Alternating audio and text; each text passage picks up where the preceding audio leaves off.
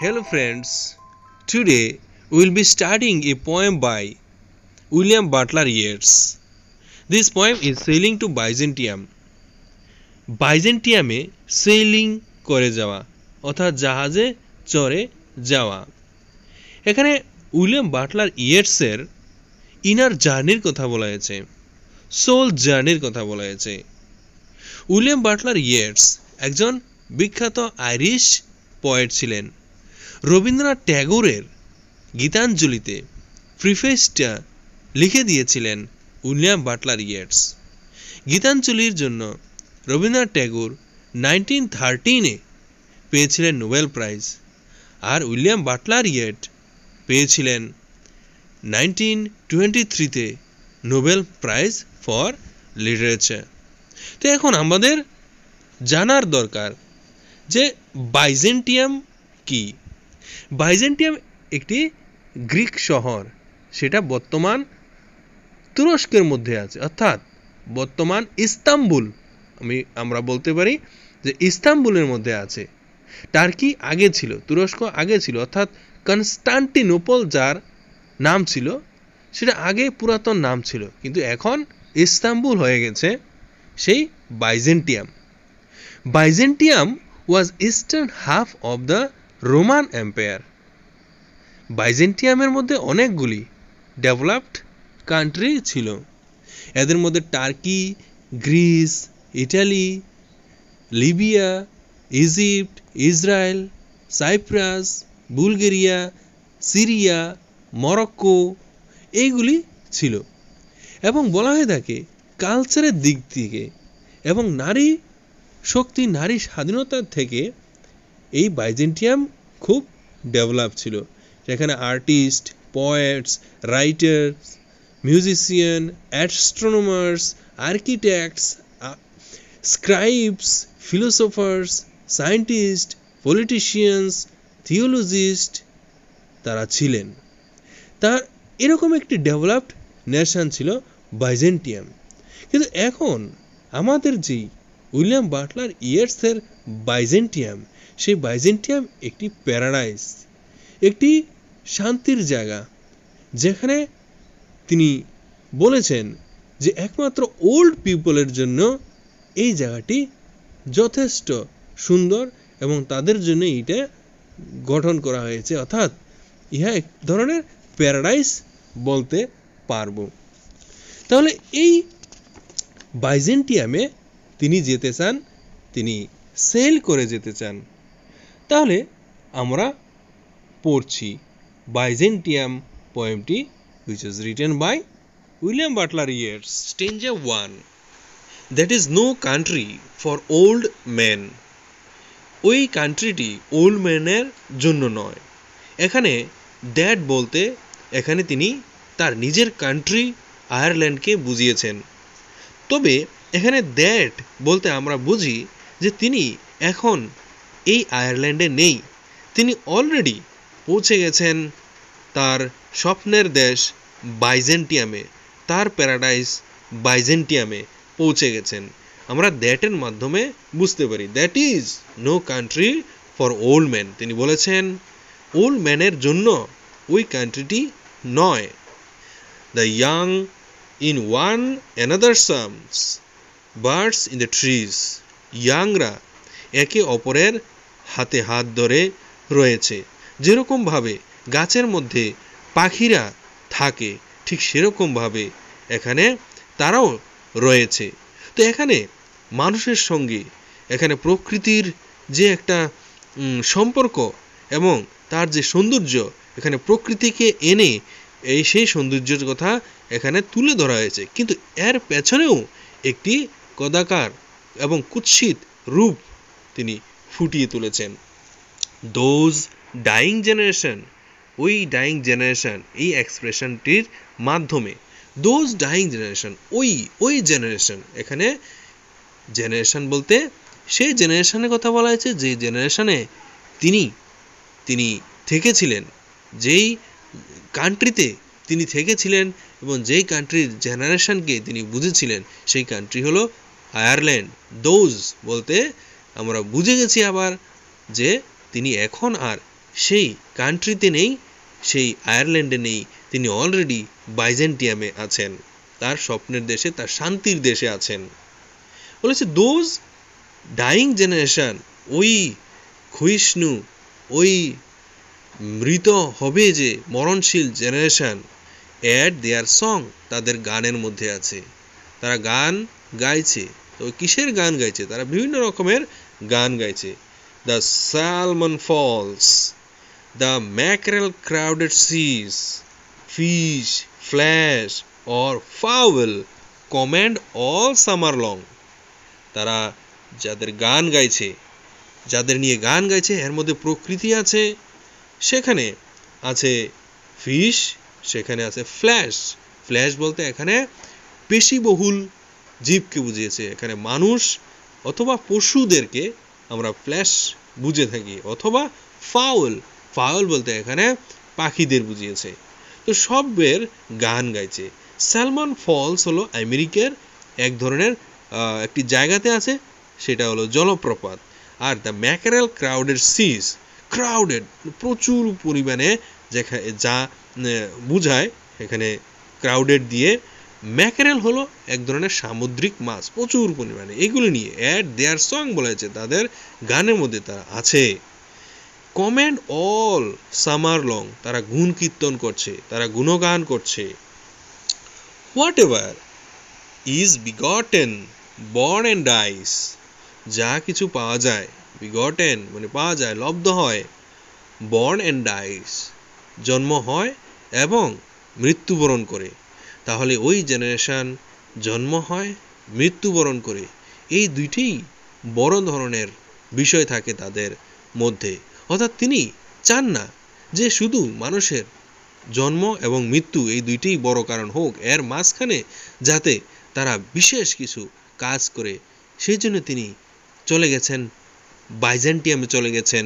সেই জন্য তিনি এই বাইজেন্টিয়ামকে পছন্দ করেছেন, কারণ সেই বাইজেন্টিয়ামের মধ্যে প্রচুর যে বিদ্বান ব্যক্তিরা ছিল, রাইটার, পোয়েট, পলিটিশিয়ান, সায়েন্টিস্ট ছিল।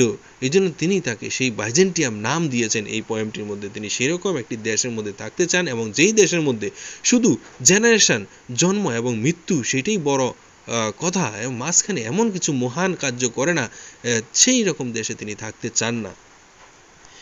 কট in that sensual music all neglect monuments of uneasing intellect, তারা নেগলেক্ট করে। কেন নেগলেক্ট করে? তারা নেগলেক্ট করে সেন্সুয়াল মিউজিকের মধ্যে তারা নিজেদেরকে আসক্ত করে ফেলেছে, তাদের আসক্তি এসে গেছে, সেন্সুয়াল লাইফে আসক্তি এসে গেছে, এই জন্য তারা নেগলেক্ট করছে। কিসের নেগলেক্ট? মনিউমেন্টস অফ আনএজিং ইন্টেলেক্ট, তাদের যে অল্প বয়সের যে বুদ্ধিমত্তা যে ফুটে উঠবে, যে অল্প বয়সে তাদের বুদ্ধির যে বিকাশ হবে, সেই বিকাশ নেই, তাদের বিকাশ হচ্ছে না, তারা সেরকম কাজ করছে না, মনিউমেন্ট তৈরি করছে না, তারা নেগলেক্ট করছে। তাহলে ভবিষ্যতে তাদের যে মহান হওয়ার, তাদের থেকে যে জেনারেশন কিছু শিখবে সেরকম কোনো কিছু নেই। এই জন্য এই জেনারেশনটা ডাইং জেনারেশন, মরণশীল জেনারেশনের সঙ্গে তুলনা করা হয়েছে। এই জেনারেশন থেকে কোনো কিছু পাওয়ার নেই। Stranger 2, an aged man is but a paltry thing, a tattered coat upon a stick. বলা হয়েছে একটি বৃদ্ধ লোক, পাল্ট্রি থিং একদম তুচ্ছ কি তুচ্ছ জিনিস, সেই ওল্ড ম্যানের তুলনা করা হয়েছে ট্যাটার্ড কোটের সঙ্গে। যেই কোট হলো ট্যাটার্ড, অর্থাৎ জীর্ণ শীর্ণ, এবং মনে হয় যে এই কোটটি একটি স্টিকের উপর রয়েছে। যেরকমভাবে বৃদ্ধ বয়সে শরীরের মাংস চামড়া জীর্ণ শীর্ণ হয়ে যায়, যেন একটি স্কেলেটনের উপর চামড়া পড়ে রয়েছে, ঠিক সেরকম বৃদ্ধ বয়স। এই জন্য বলা হয়েছে ট্যাটার্ড কোট আপন এ স্টিক।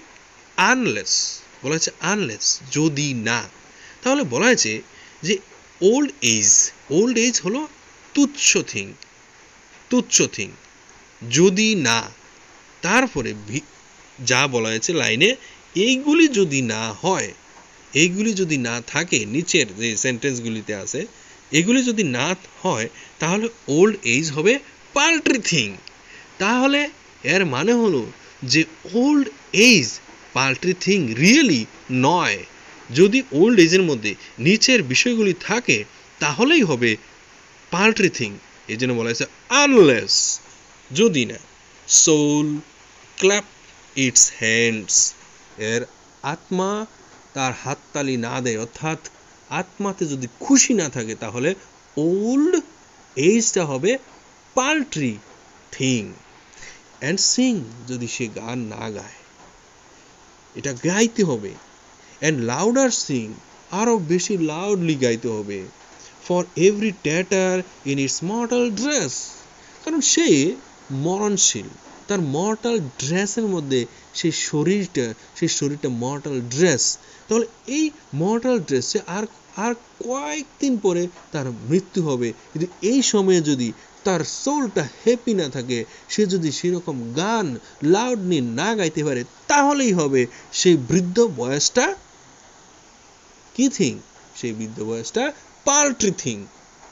নর ইজ দেয়ার সিঙ্গিং স্কুল, যদি সেখানে গানের স্কুল না থাকে, সেই বৃদ্ধ বয়সে যদি সে গান গাওয়ার স্কুলের মধ্যে যদি তিনি না যেতে পারেন, বাট স্টাডিং, শুধু স্টাডি করতে হয় স্কুলে গান না দিয়ে যদি আবার স্টাডি করতে হয়, monuments of its own magnificence, monuments easily, সে ম্যাগনিফিসেন্ট, সে চমৎকার, এই চমৎকার মনিউমেন্টসের যদি তাকে স্টাডি করতে হয় ওল্ড এজে গিয়ে, তাহলে সেই ওল্ড এজটা হবে পাল্ট্রি thing.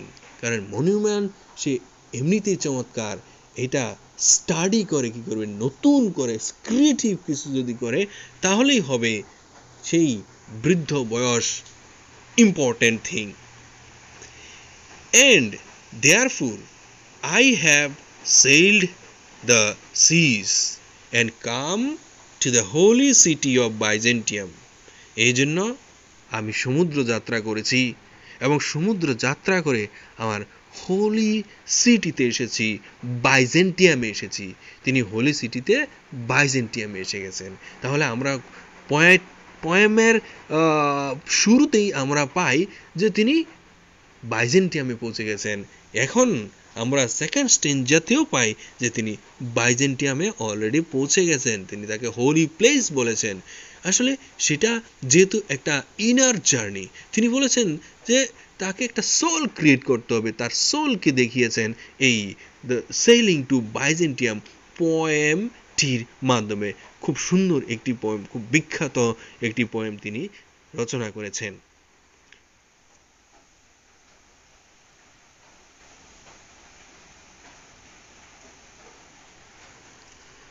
Stranger 3. O sages, standing in God's holy fire, as in the gold mosaic of a wall. O sages বলেছে, তিনি sage বলতে যারা নলেজ বেশি যাদের, তাদেরকেই তিনি বুঝিয়েছেন, জ্ঞানী ব্যক্তিদের বুঝিয়েছেন। বলেছেন standing in a God's holy fire, ভগবানের হোলি ফায়ারে। ফায়ার সবচেয়ে পবিত্র একটি জিনিস আমরা বলতে পারি, যে আমরা দেখে থাকি বিয়েতে ফায়ার দেওয়া হয়, মানে এর নেগেটিভ যে প্রভাবগুলি মানুষের ভিতরে আছে যেন সবগুলি ফায়ারের মধ্যে পুরে ছাই হয়ে যায়। বলেছে গড হোলি ফায়ার, ভগবানের যে আরাধনার সময় সেখানে গডের উদ্দেশ্যে এখানে যজ্ঞ করা হয়, এখানে ফায়ার বলতে এখানে হোলিনেসকে বুঝিয়েছেন। এখানে এর থেকে আর হোলি কোনো কিছুই হতে পারে না। বলা হয়েছে O sages standing in God's holy fire, ভগবানের সেই পবিত্র আগুনের মধ্যে দাঁড়িয়ে, মানে তোমরা আগুনের মধ্যে দাঁড়িয়ে আছো, তোমরা পবিত্র, তোমরা সেইজ, তোমরা নলেজ বেশি আছে তোমাদের, তোমার ইন্টেলিজেন্ট পার্সন, জিনিয়াস পার্সন, এই জিনিয়াস পার্সন তোমরা ওই ফায়ারের মধ্যে আছো, তোমরাও পবিত্র। এই ভগবানের হোলি ফায়ারের মধ্যে দাঁড়িয়ে as in the gold mosaic of a wall, যেরকম একটি ওয়ালের মধ্যে মোজাইক, গোল্ডের মোজাইক আছে, ঠিক সেরকম ভাবে আপনারা আছেন গডের হোলি ফায়ারে। কাম, আপনারা আসুন, from the holy fire, এই holy fire থেকে আসুন, burn in fire, এখানে জায়ার বলতে এরকম কুণ্ডলীকৃত করা হয়েছে, চক্রাকার আবর্তন করে আছে, এইরকম একটি বিষয়কে বোঝাচ্ছে। সেখান থেকে আসার জন্য তিনি বলেছেন, and কেন, be the singing masters of my soul, এবং আমার আত্মার সিঙ্গিং মাস্টার হয়ে যান। তিনি বলেছেন যে ওল্ড এজটা তখনই হবে ইম্পর্ট্যান্ট থিং যদি এই ওল্ড এজের মধ্যে সিং করে, তারা গান গাইতে পারে, লাউডলি সিং করতে পারে। এই জন্য তিনি বলেছেন যে আমার আত্মার সিঙ্গিং মাস্টার হয়ে যান, যাতে তিনি গান গাইতে পারেন, তার আনন্দ যাতে আছে, তার সোল যাতে ক্ল্যাপ করতে পারে, সেই জন্য তিনি আহ্বান জানিয়েছেন। কাকে আহ্বান জানিয়েছেন? গডস হোলি ফায়ারের মধ্যে থেকে যারা আছে, সেজেস, জ্ঞানী ব্যক্তিদের তিনি বলেছেন, কনজিউম মাই হার্ট অ্যাওয়ে, আমার হার্টটাকে কনজিউম করে দাও, মানে শেষ, গ্রাস করে নিতে বলেছেন। কনজিউম, হয়তোবা তিনি যে এই যে বর্তমান যুগের তার যে আয়ারল্যান্ডের জেনারেশনের যে দৃশ্য দেখে তার যেই অবস্থা, যে পরিণতি, তিনি যেই কষ্ট ভোগ করেছেন, সেই কষ্ট ভোগের মধ্যে তার হার্ট যে কষ্ট বোধ করছে, সেইটাকে কনজিউম করার জন্য, সেখান থেকে মুক্তি পাওয়ার জন্য তিনি বলেছেন ওই জ্ঞানীদেরকে তার হার্ট যাতে তারা কনজিউম করে ফেলে। সিক উইথ ডিজায়ার, এখানে সিক, যেই হার্টটা সিক, রুগ্ন, কিসের রুগ্ন? শরীর রোগে রুগ্ন হতে পারে, মানসিকভাবে রুগ্ন হতে পারে, তিনি এটা বুঝিয়েছেন। সিক উইথ ডিজায়ার বলতে হয় যে সিক উইথ ডিজায়ার, এখানে সেই রুগ্ন, সেই হার্টটা এখানে ডিজায়ারের দ্বারা যে রুগ্ন, সেই রোগা হার্টটাকে কনজিউম করার জন্য বলেছেন। And fasten to dying animal, এবং এটি ডাইং অ্যানিম্যালের মধ্যে যেন ফেসে রয়েছে, এই রকম হার্টটাকে কনজিউম করার জন্য তিনি বলেছেন। It knows not what it is, যেই হার্টটা জানেই না সে কি। And gather me into the artifice of eternity, এবং ইটার্নিটিতে চলে যাচ্ছে। আর্টিফাইস মানে এখানে শিল্প এমন একটা শিল্প যেটা সেটাতে নিয়ে যাচ্ছে। It knows not what it is, ইহা জানে না, যে হার্টটা জানে না সে কি, এবং সেটা নিয়ে যাচ্ছে আমাকে অনন্তের দিকে নিয়ে যাচ্ছে। সেখান এই জন্য তিনি বলছেন তার হার্টটাকে যাতে কনজিউম করে নেওয়া হয়। Stanza number 4, once out of nature I shall never take my bodily form from any natural thing, যদি একবার আউট অফ নেচার, প্রকৃতির বাইরে যদি আমি চলে যাই, I shall never take, আমি নেব না, my bodily form, আমার bodily form, আমার শরীরের যে ফর্ম, শরীরটা আমি নেব না, from any natural thing, কোনো প্রাকৃতিক জিনিসের ফর্মে আমি নেব না। মানে তিনি বলেছেন যে যদি তিনি মারা যান, এখানে ওয়ান্স আউট অফ নেচার, তিনি এখন ন্যাচারাল থিং, তার এখন রক্ত মাংস আছে, ন্যাচারাল থিং, তিনি যদি সেখান থেকে চলে যান, অর্থাৎ তার যদি মৃত্যু হয়, তিনি কখনো এই থিংয়ে, এই ন্যাচারাল থিংয়ে আসতে চান না, তার বডি তিনি পেতে চান না, তিনি আনন্যাচারাল থিং পেতে চান। তিনি পেতে চান my bodily form from a unnatural thing, তিনি সেই আনন্যাচারাল থিংয়ে হয়ে যেতে চান, তিনি ন্যাচারাল থিং হতে চান না। But a form as Grecian goldsmiths make of hammered gold and gold enameling to keep a drowsy emperor at, অর্থাৎ তিনি যে ড্রাউজি এম্পারার বলেছে, তার যে সাম্রাজ্যের যে রাজা, সে ড্রাউজি, স্লাম্বারে আছে, সে যেন নিদ্রায় মগ্ন আছে, অর্থাৎ যে তার আধ ঘুম অবস্থায় আছে, মানে সে সাম্রাজ্য ঠিক করে চালাতে পারছে না, সেরকম একটি আধ ঘুমওয়ালা এম্পারারকে তিনি জাগানোর জন্য তাকে যেন গ্রেসিয়ান গোল্ডস্মিথের হাতুড়িতে বানানো গোল্ড অ্যান্ড গোল্ডেন এনামলিন দিয়ে বানানো কিছু বানিয়ে দেওয়া হয়। বাট সাচ এ ফর্ম, এরকম একটি ফর্ম যাতে তাকে দেওয়া হয় অ্যাজ গ্রিসিয়ান গোল্ডস্মিথ মেড, এই গ্রিস দেশের গোল্ডস্মিথ, যাতে এখানে তিনি যেই বাইজেন্টিয়ামে গেছেন সেই বাইজেন্টিয়ামটা হলো গ্রিস। এখানে গ্রিস দেশ আছে, গ্রিস দেশ খুব উন্নত ছিল, ডেভেলপ ছিল, সেখানে হোমার, ওডিসি, ইলিয়াড, বিভিন্ন ধরনের বিখ্যাত রাইটার ছিল।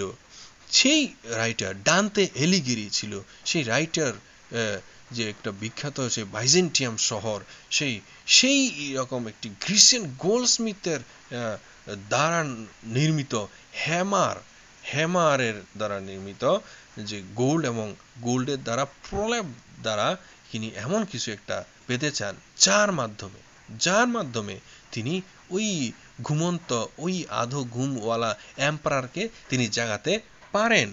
or set upon a golden bough to sing to lords and ladies of Byzantium, এবং set upon a golden bough to sing, তিনি একটা সোনার শাখার মধ্যে বসে থাকতে চান।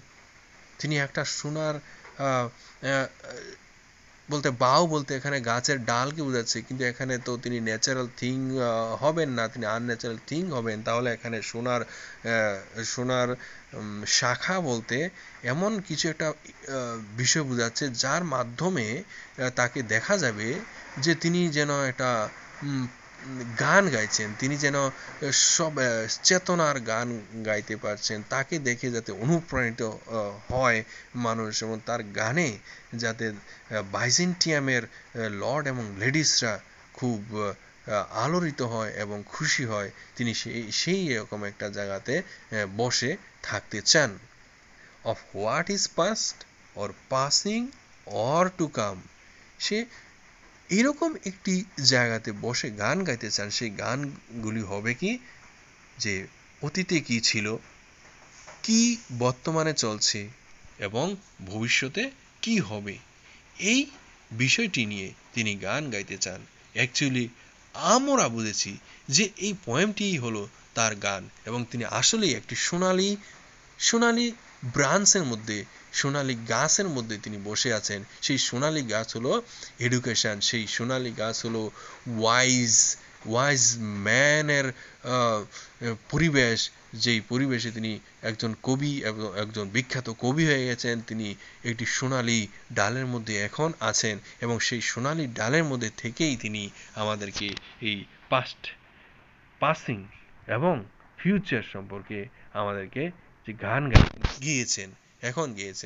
তার বাইজেন্টিয়ামে যাওয়া সম্পূর্ণ হয়েছে, তিনি বাইজেন্টিয়ামে এখন তার 62 years ওল্ডে তিনি পৌঁছে এখন শান্তিতে আছেন, সেটাই তিনি চাইলেন। So friends, you have understood how beautiful this poem is.